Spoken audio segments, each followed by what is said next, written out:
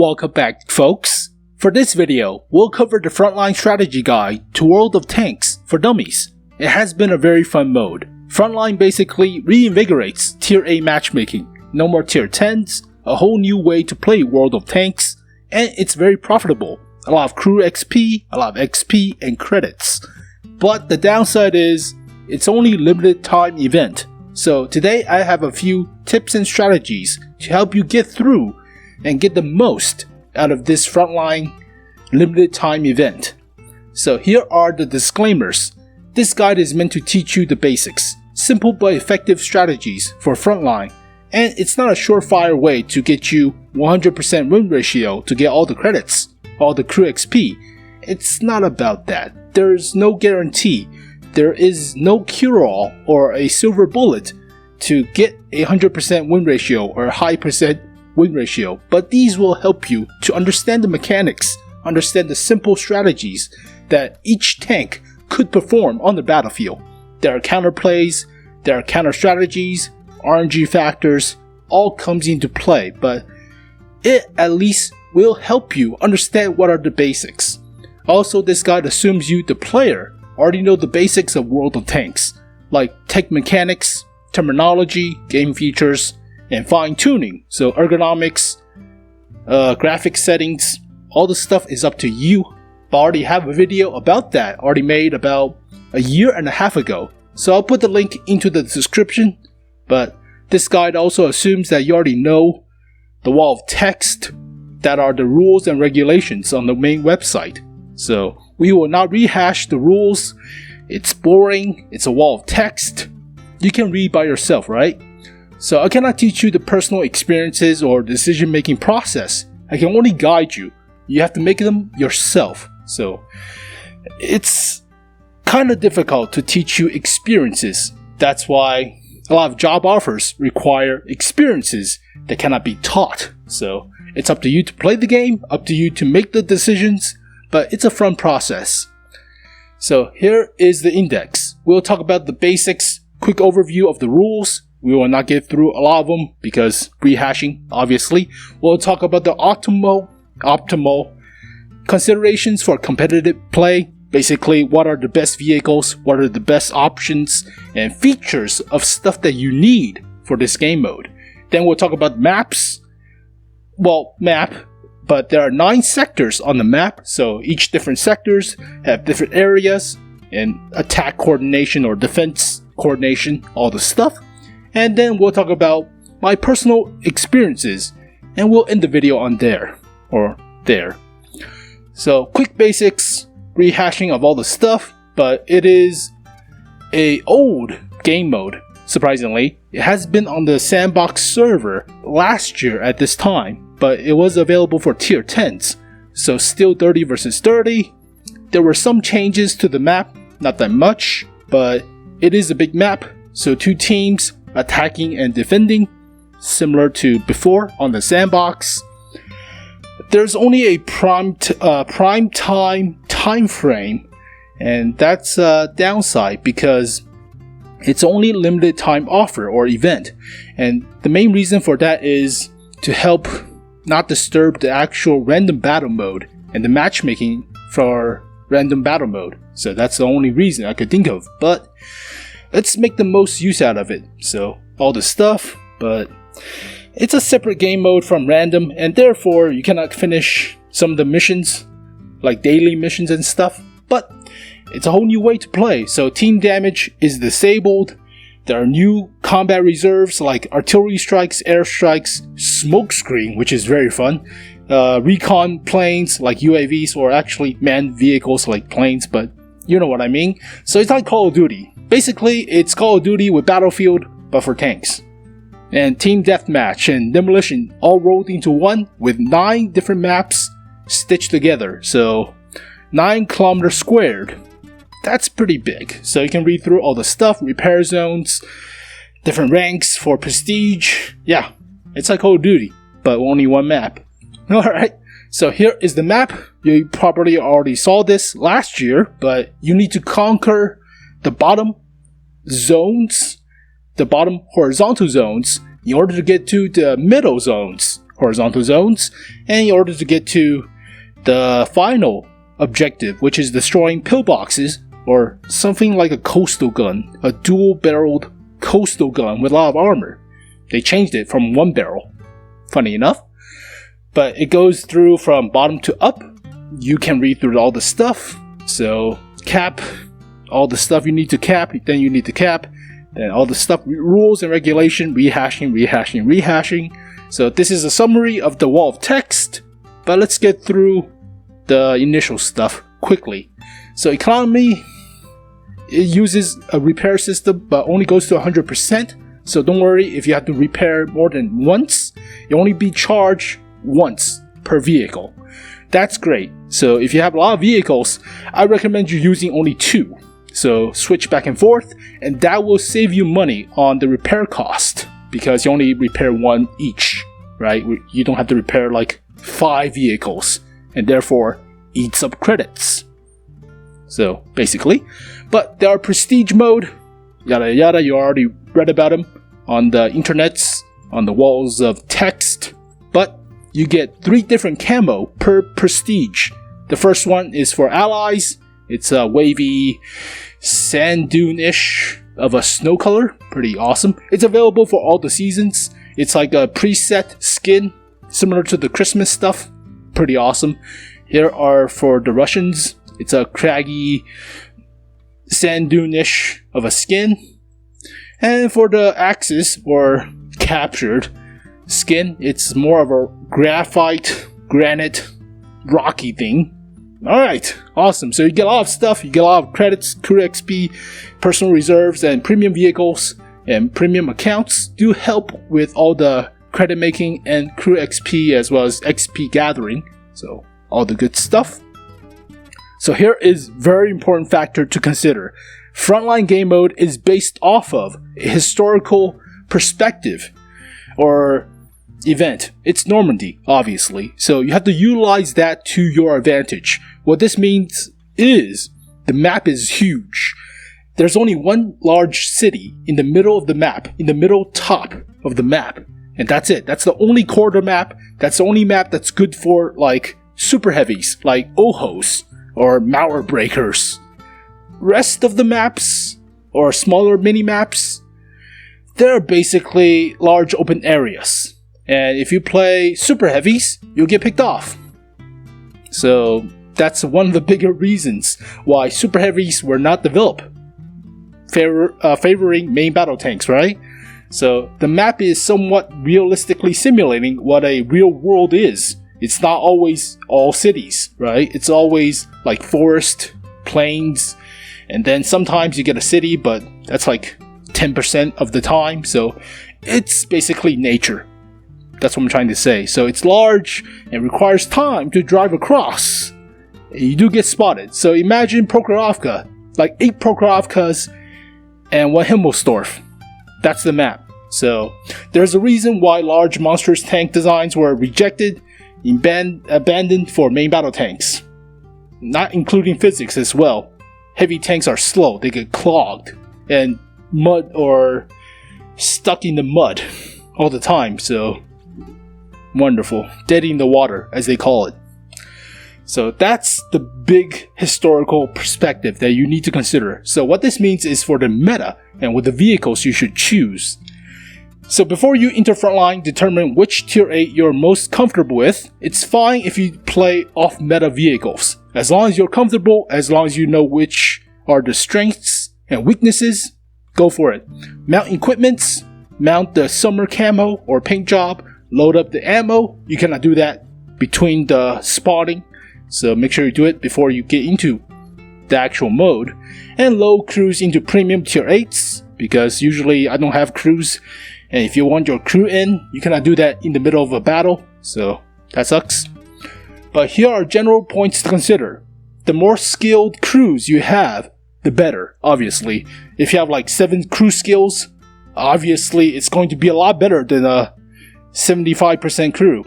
Yeah, a lot better. So, Sixth Sense, it's crucial. It's almost essential to have on every vehicle, because open field maps, you get spotted a lot.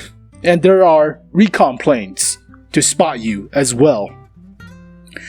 Sixth sense, highly important.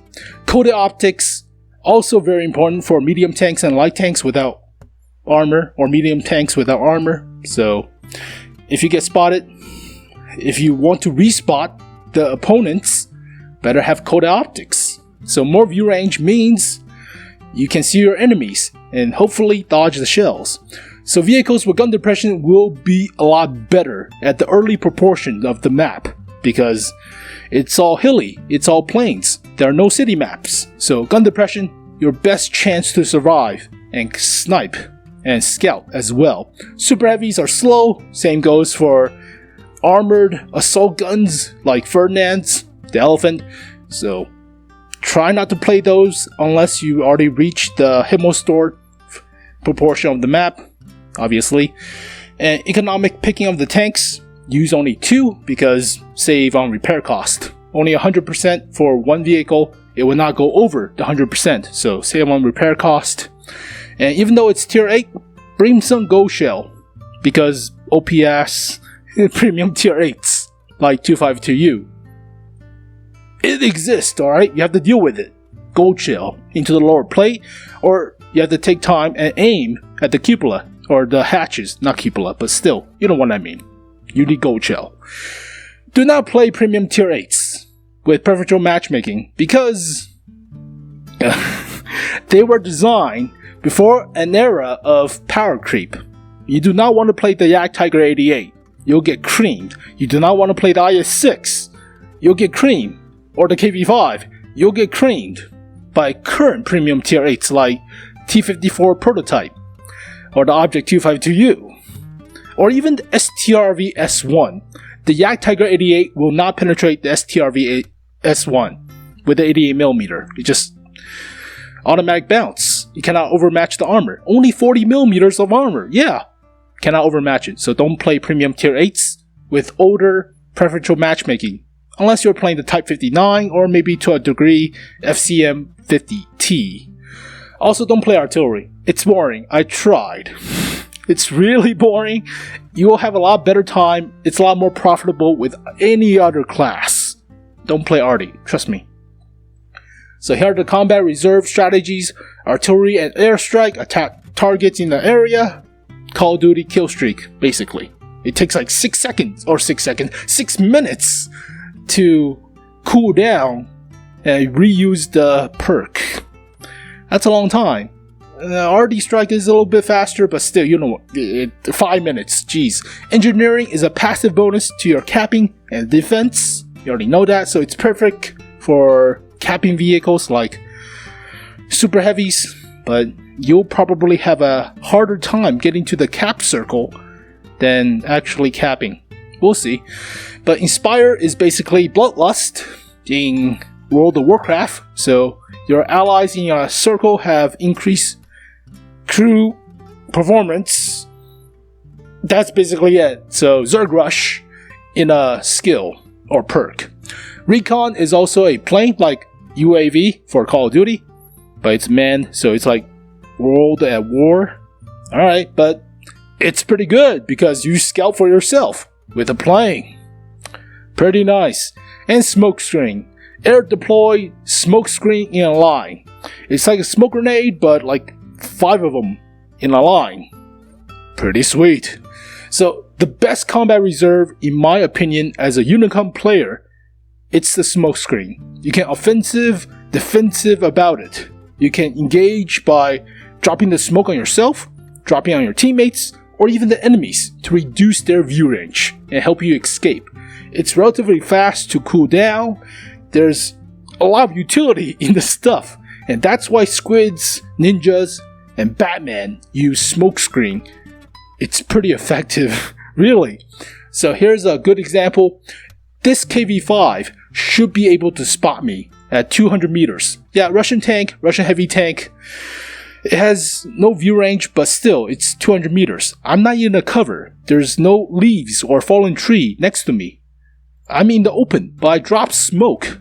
I just dropped smoke on myself. He cannot see me, and as I snipe and penetrate his soft armor with my 105. that chews through his armor like butter. Jeez. Don't play preferential matchmaking tier 8s. Ugh. Also, you can help your teammates, dropping smoke on them. Yeah, I thought it was a smoke grenade that fires from the canisters on the turret, like smoke canisters that you see on the Centurions or on the Pershing that you can fire. And it's a limited range utility device. It's not. It's fired and deployed from aircraft. That's OP. That's impressive. So here are individual class strategy. Heavy tanks, go cap. Don't sit around and do sniping roles as tank destroyers. Go cap. Simple, right? Know where your armor is. Know if you can vehicle haul down. That's very important. So know your tank, but your reason for having a lot of armor, having a lot of health, go cap. Repair skill is also pretty important. Medium tanks, the most fun you're going to have, because main battle tanks, they do a lot. They can provide airstrikes, they can provide recon, smoke grenades as well. So take your positions. They're fast, they can counter scouts.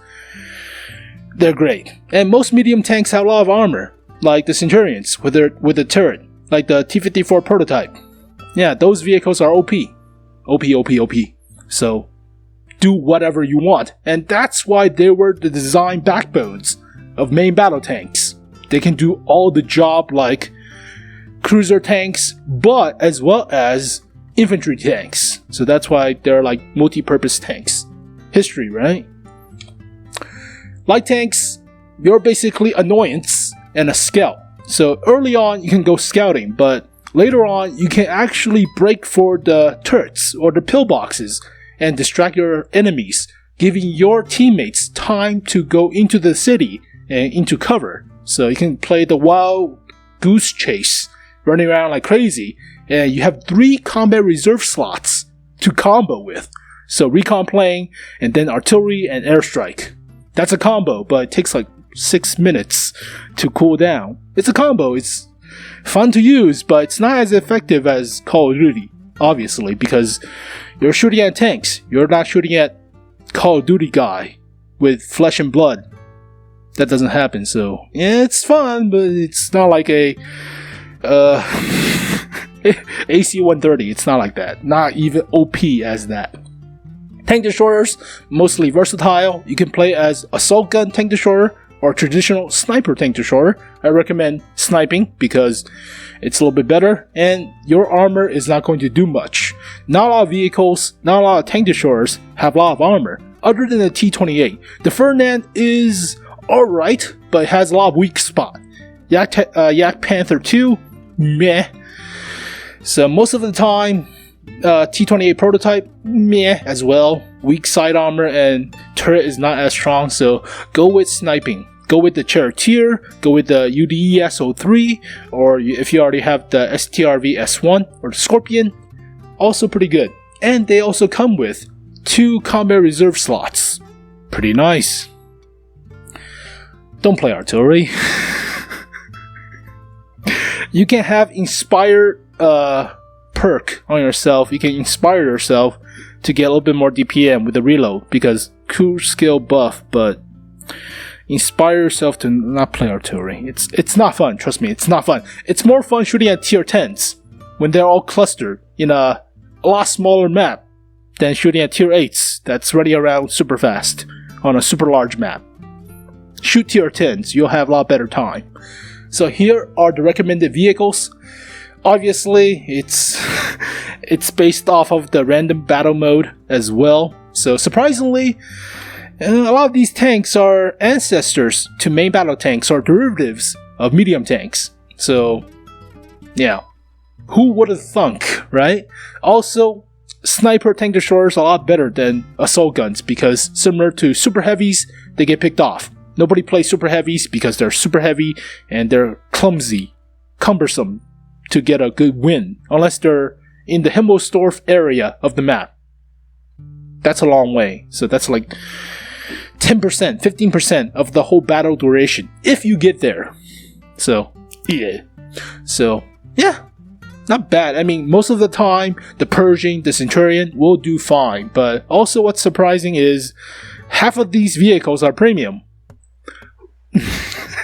Alright, so here are the basic map strategies. Different zones, different sectors, how you should attack and defend. So, combat reserves are on a cooldown for everybody once the battle starts.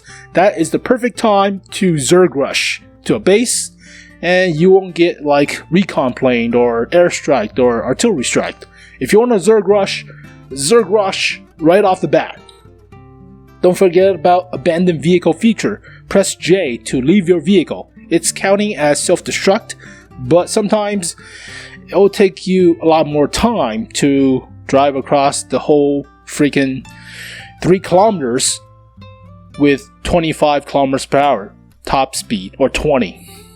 No. Just abandon the vehicle, play something else, wait for the vehicle to repair, and go back. All the maps have at least 2 fronts or flanks, all the mini maps, not the large map, but defenders need to separate into at least 2 flanks to ensure reset, because you need 1 flank to shoot at the backs of vehicles who are in cover, like buildings or whatever, so yada yada. Also high ground. High ground. Do not cluster, because 1 grenade will take out a whole infantry squadron if you cluster. That's why they teach you to keep formation in the army, in the Marines. Keep formation, right? 1 grenade takes out the whole squadron, Jesus.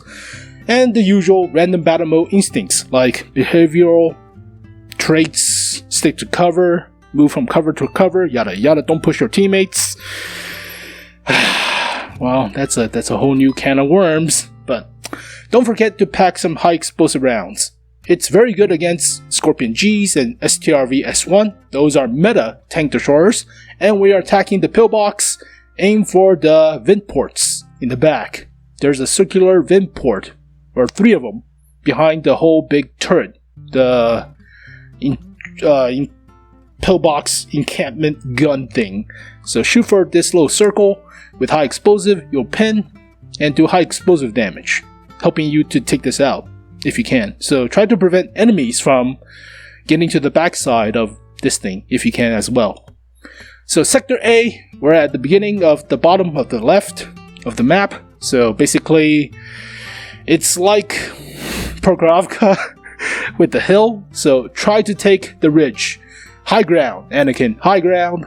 But if you already take the high ground, you have shots onto the cap circle. You have shots onto the defenders or attackers.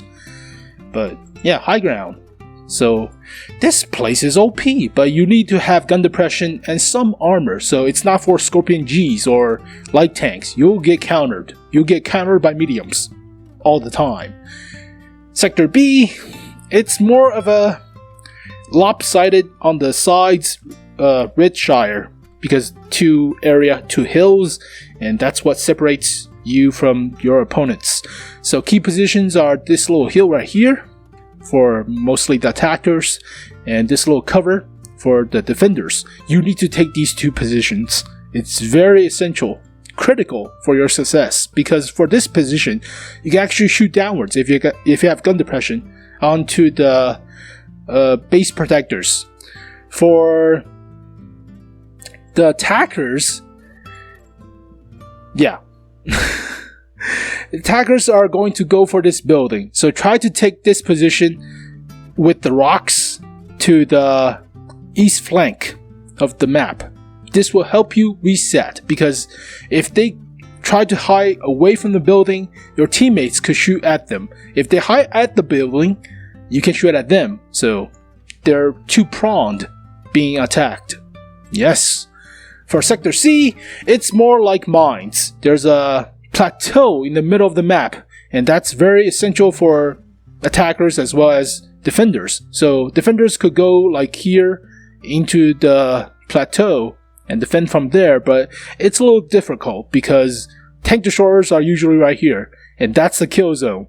That's the kill zone. So I play at this kill zone, tons of damage. So you can shoot at the kill zone right there, or you can shoot at the base. So for defenders, you want to go towards the eastern flank. So this will help you shoot at the cap, the heavy tanks located behind this little bunker right here. But make sure to stick behind the rocks, so that's very important. And for Sector D, it's more like Lakeville. Or not Lakeville, Serene Coast with a gigantic lake. But there are 2 key points. One is the gigantic hill right here, and one is the church, as well as the hills to the southeast. So this is very good for tank destroyers to shoot into the kill zone right here, preventing any defenders to defend the ruined castle thing. So, yep, it's a large hill, so high ground, as usual, high ground. But Sector E, it's more of a reversed Lakeville.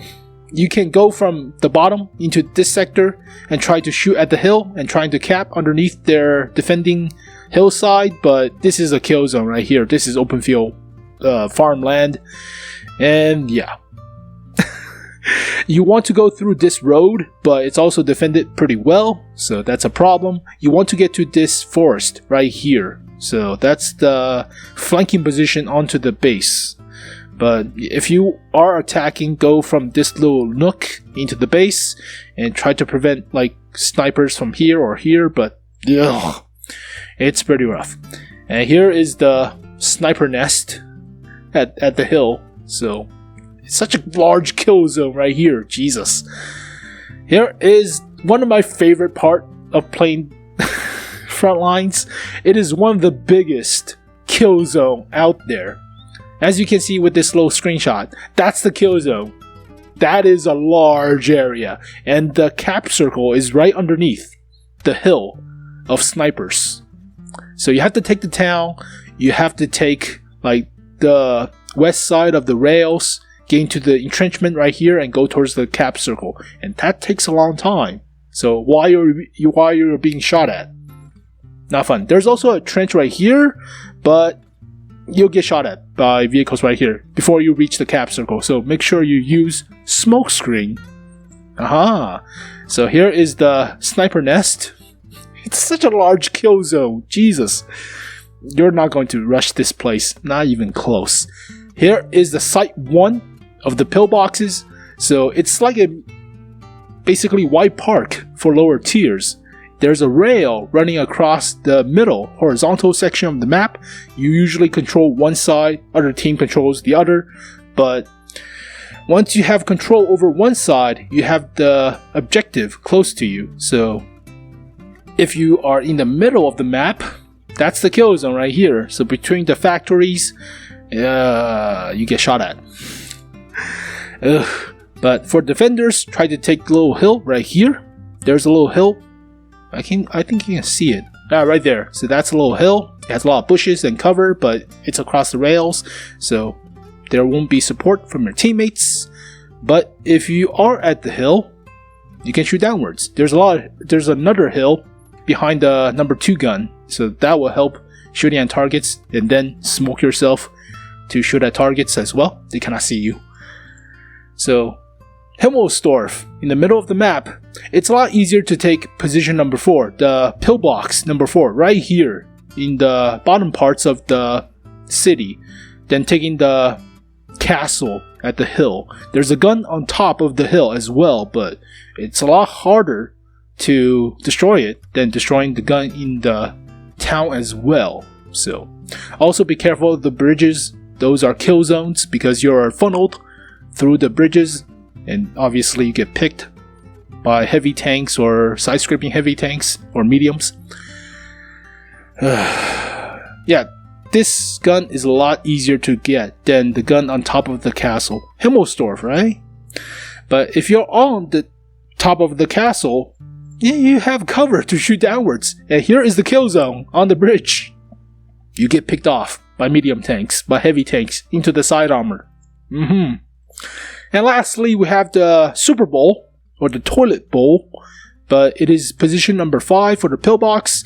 There's a large elevated ring around the gun, and therefore you get shot at by all directions. So you want to get to this church and spot enemies around this church. but it's like Midgard. It's a toilet bowl, super bowl. So try to encircle the pillbox if you can, but it's one of the more difficult ones to destroy than number 4 or number 3 or number 2. Actually, 2, 4, 1, 5, and 3. That's the order of easy to difficulty for the pillbox. Yeah, it's not great because, take a look. It's the middle, and there's a lot of dudes, and yeah, defending it is a little bit better than attacking it, but depends on your teammates. So here are my personal experiences and epilogue. It all depends on your reaction time. So reaction time is key, and readjusting to whatever front that is needed also will ensure more success. So that's the personal experiences as well as your battle played on World of Tanks for the random battle mode. So reaction time is key. I already mentioned this in my previous Dummies video for competitive strategies, so it's very important. It helps you with situational awareness on the battlefield, how to readjust to enemy movements. It's also applying to real life as well, so prediction is pretty important. But for the frontline experience, a lot of frustration at tier 8, obviously, so a lot better. Very profitable, credit comboing with the premium time, premium vehicles, and credit boost. Pretty nice. Combat reserves are a stepping stone, could be a stepping stone for new features. Maybe you get smoke canisters for the turrets, for the smoke launchers on our Centurions, on our Persians. That would be amazing. So smoke is already effective, as you saw with the combat reserve. If you can have it in random battle mode, it will help tremendously with Prokhorovka, with a lot of the quarter maps as well, because you can run away or engage by closing up the distance. It's offensive and defensive. It's great. Tier 8 has more vehicles, and that's why it's probably featured than Tier 10. That's what I'm guessing. And the prime time format is mostly for not affecting the normal tier 8 matchmaking and other tier 10s. If you're playing tier 10s, then suddenly you realize you're not facing tier 8s as much as you wanted as facing other tier 10s. So it kind of screws up the matchmaking, and that's why it's limited time event. So that's what I'm guessing. But in the end, it's only a game. It's only a game. Why you have to be mid, right? Go and have fun. It is a very fun mode. It will make you a lot of credits. And make sure you take advantage of those key positions. And therefore, you get a lot of positions and a lot of credits and crew XP and stuff. All the good stuff. And the camo. The camo is always nice. It's like red tiger camo. If we can get red tiger camo and blue tiger camo and the fall camo with a gold camo, oh, that would be amazing. I wish. But there you go, folks. The frontline strategy guide for dummies to World of Tanks. Thank you guys for watching. Hopefully you guys enjoyed it. I'll see you guys next time. Peace.